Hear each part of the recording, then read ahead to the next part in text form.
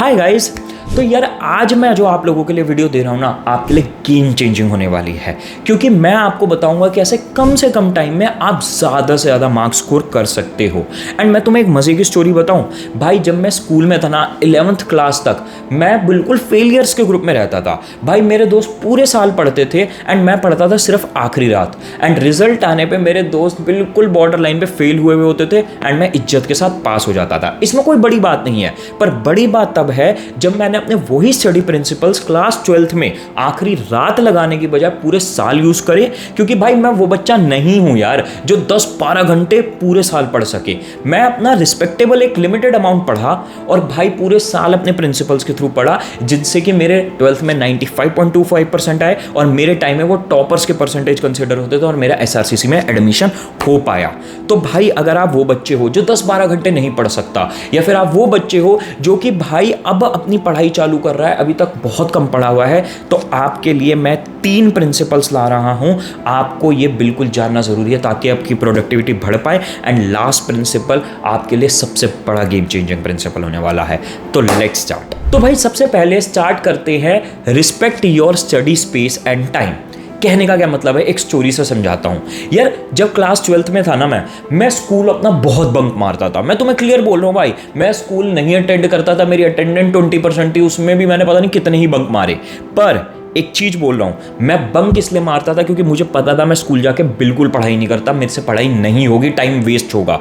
पर जो मेरे स्कूल के अलावा ट्यूशन टीचर्स थे ना, जो मैंने बिल्कुल हैंड पिक करके चूज करे थे कि भाई इनका मुझे पढ़ा हुआ एक एक शब्द समझ में आता है, उन ट्यूशंस को मैंने पूरे साल कभी भी मिस नहीं करा। एंड एक कहानी बताता हूं, मेरे सगी बुआ के बेटे की शादी थी भाई। उस बारात से पहले मेरी मैथ्स की क्लास थी, मैं शादी के कपड़े पहन के ट्यूशन अटेंड करने गया था। मेरा मजाक उड़ाया था मेरे आसपास वालों ने, मेरे टीचर तक ने हंस गए थे। पर भाई ठीक है, वो जो हंस रहे थे वो SRCC नहीं पहुंचे, मैं पहुंच पाया। क्यों?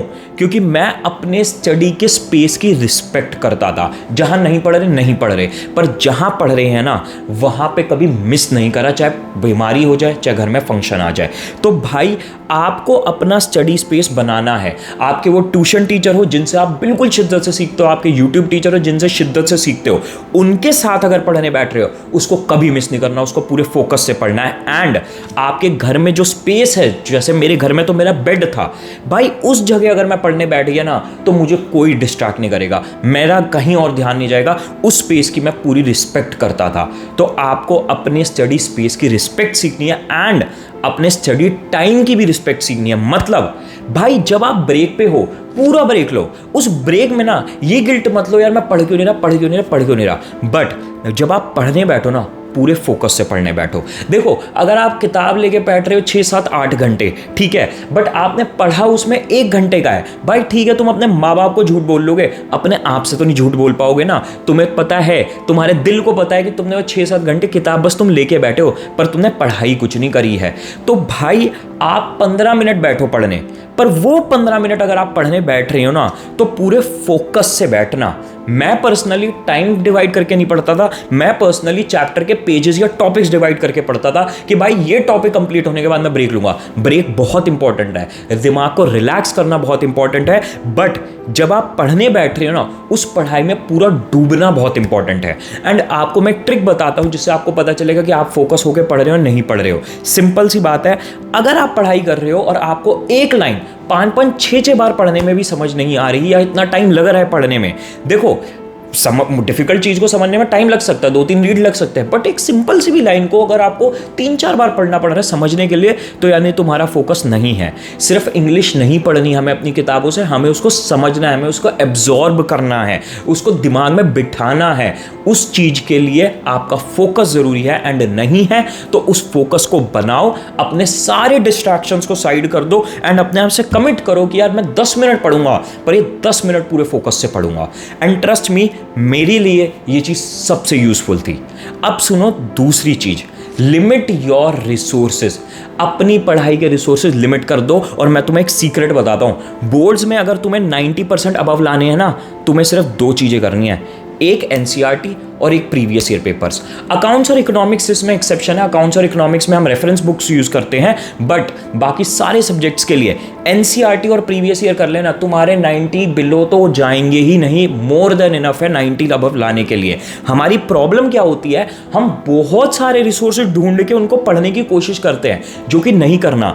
हमें लिमिटेड सेलेक्टेड क्वालिटी रिसोर्सेज को पकड़ना है, उनको पढ़ के सीखना है और उनको बार बार रिवाइज करना है। हमें हर नई चीज करने की जरूरत नहीं है, बट हमें बार बार रिवाइज करने की जरूरत है, क्योंकि रिवीजन आपको परफेक्शन की तरफ बढ़ाएगी, रादर देन कि आप नई चीजें करते रहो। एंड आप यूट्यूब पे जा रहे हो, ट्यूशन टीचर पे जा रहे हो, स्कूल में जा रहे हो, आपको हर कोई नया मटेरियल आपके मुंह पे फेंक रहा है। आपको सिर्फ उस टीचर को फॉलो करना है जिसको आप ट्रस्ट करते हो, आपको एनसीईआरटी करनी है और आपको प्रीवियस ईयर करना है, दैट इज इट। और एक और सीक्रेट बताऊं, सीयूईटी के लिए अगर आप सीयूईटी एस्पिरेंट हो, आपको कुछ नहीं करना, आप हमारी टेस्ट सीरीज ले लीजिए, ठीक।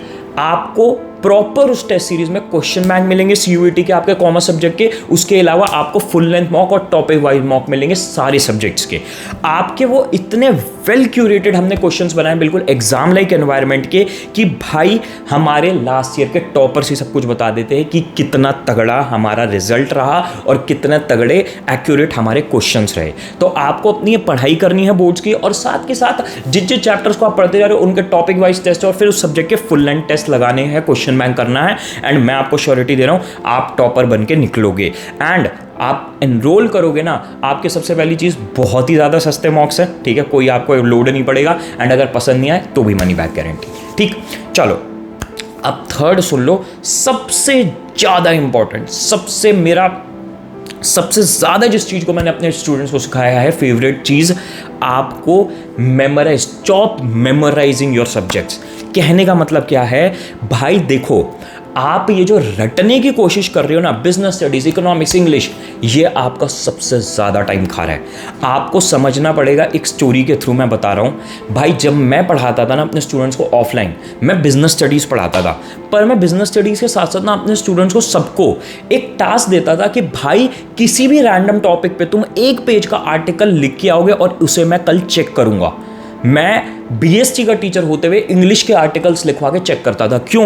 क्योंकि मेरे जो स्टूडेंट्स मेरे आगे आए थे ना, उनको देख के मुझे पता चल गया था कि भाई ये अपने सब्जेक्ट्स सीख नहीं रहे हैं, ये लाइन बाय लाइन रट रहे हैं और ये कोशिश कर रहे हैं कि उन्हीं लाइनों को रट के लिख के आ जाएंगे। पर ये सबसे इनएफिशिएंट चीज़ है इस दुनिया की, क्योंकि भाई आप कितना रट लोगे, इंग्लिश की इतनी किताब, बीएसटी की इतनी बड़ी किताब, इकोनॉमिक्स और अकाउंट्स और मैथ्स में तो रट के भी काम नहीं चलेगा। कितना रट लोगे? रटना नहीं है आपको क्या करना है, आपको सिर्फ याद करनी है अपने बीएसटी इकोनॉमिक्स सारे सब्जेक्ट्स की सिर्फ हेडिंग्स और उस पैराग्राफ के अंदर के कीवर्ड्स। इसके अलावा आपको कुछ नहीं रटना, उसके अलावा आपको सब कुछ समझना है और अपनी लैंग्वेज में लिखना है। एंड अगर तुम्हें इंग्लिश में अपनी लैंग्वेज में अपने थॉट्स, अपने आंसर्स नहीं लिखने आते हैं, अभी से ही प्रैक्टिस चालू कर दो दिन का एक आर्टिकल लिखने की। आपके 1 महीने के अंदर अंदर इतनी तगड़ी इंग्लिश हो जाएगी, आप इतने इंग्लिश का एग्जाम में भी किल करके आओगे और आपको सारे सब्जेक्ट्स में बहुत तगड़ा अपने आंसर को लिखना आ जाएगा। क्योंकि हमारी प्रॉब्लम क्या है, आंसर हमें पता है हिंदी में, हमारे दिमाग में, पर हमें उसको लिखना, उसे एक्सप्रेस करना नहीं आता, इसलिए हम रटने के लिए भागते हैं। तो रटो मत, समझो। रटने कीवर्ड्स और हेडिंग्स है और फिर उसको आंसर के तौर पे लिख के आना है। एंड आप जो कहते हो ना भैया बिजनेस स्टडीज में मन नहीं लगता, इकोनॉमिक्स पसंद नहीं आती, भाई वो इसीलिए होता है क्योंकि आप तो रटने में लगे हुए हो। अगर आपने उसको समझना चालू कर दिया ना, आपको समझ में आएगा ये सबसे प्रैक्टिकल सब्जेक्ट्स है जो आप लोग पढ़ रहे हो कॉमर्स में। एंड तुम लोगों को तो यार सीयूईटी देना है, सीयूईटी में तो भाई तुम अगर रट के एग्जाम दे रहे हो, बीएसटी में या सारे सब्जेक्ट्स में तुम बोर्ड्स में एक बार नंबर ले आओगे, सीयूईटी में तुम्हारा काम तमाम हो जाएगा, क्योंकि वहाँ रटे हुए क्वेश्चंस के आंसर्स नहीं मिलेंगे आपको, वहाँ पे कॉन्सेप्चुअल अंडरस्टैंडिंग चेक होगी। ठीक है, आई होप आपको समझ में आया होगा। टेलीग्राम चैनल का लिंक आपको नीचे पिन कमेंट में मिलेगा, वहाँ पे मैं, भूपेंद्र सर और हमारे सारे टॉपर्स अवेलेबल हैं आपकी क्वेरीज आंसर करने के लिए। जाके फटाफट ज्वाइन कर लो, डेली क्विज करवाते हैं हम जिसके कैश प्राइजेस होते हैं। एंड अगर कोई भी क्वेरी आप कमेंट सेक्शन में पूछ सकते हो, मैं सबको रिप्लाई करूंगा। ठीक है, तो best of luck guys and bye.